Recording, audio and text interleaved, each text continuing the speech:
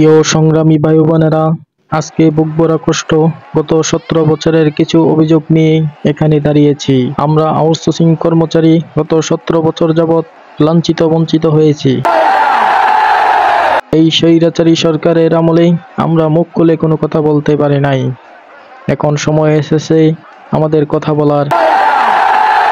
প্রথমেই সারা বাংলাদেশের আউটসোর্সিং কর্মচারীর পক্ষ থেকে বাংলাদেশের ছাত্র সমাজ ও তাদের প্রতি আমরা কৃতজ্ঞতা প্রকাশ করছি।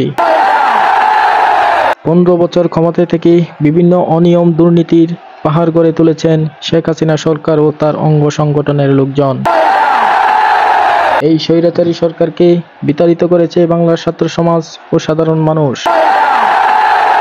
তাই আজকে আমাদের কথা বলার সুযোগ হয়েছে। দেশবাসীর উদ্দেশ্য করে বলছি, আপনারা হয়তো জানেন না, দেশের সকল সরকারি, আধা সরকারি ও স্বায়ত্তশাসিত প্রতিষ্ঠানে কিছু লোক কাজ করে, সেটার নাম হচ্ছে আউটসোর্সিং। সারা বাংলাদেশে 8.5 লক্ষ আউটসোর্সিং কর্মচারী আছে, যাদের বেতন দেওয়ার কথা 17,000 টাকা, কিন্তু দুঃখের বিষয় হলো 10 থেকে 12,000 টাকার বেশি পায় না।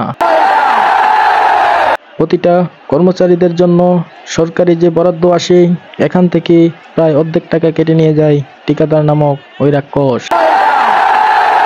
প্রিয় সংগ্রামী বন্ধুগণ, আজকে এই দেশের ক্লান্তি লগ্নে আমরা সরকারি বিভিন্ন সেক্টরে সাধারণ মানুষের সেবা দেওয়ার কথা, কিন্তু আজকে সেই সেবা বাদ দিয়ে আমরা এই রাজপথে নেমেছি।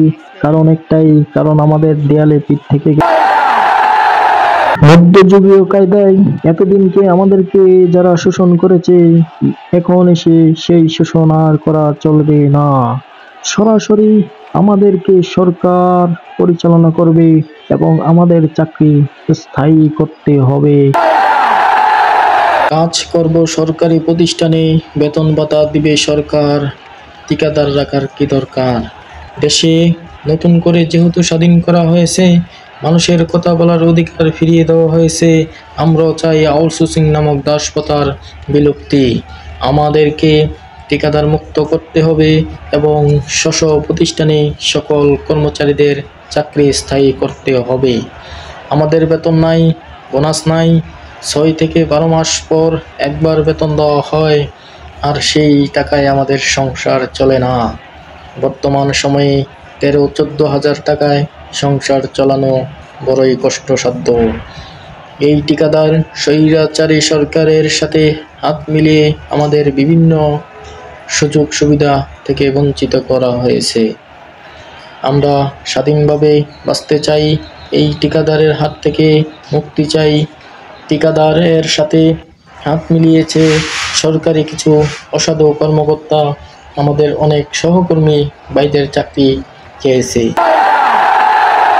উদ্দেশ্য একটাই, তাদের একজন পুরাতন লোকের চাকরি থেকে বাদ দিতে পারলে নতুন করে একজন লোক আনতে পারবে, তার বিনিময় 4 থেকে 5 লক্ষ টাকা ঘুষ বাণিজ্য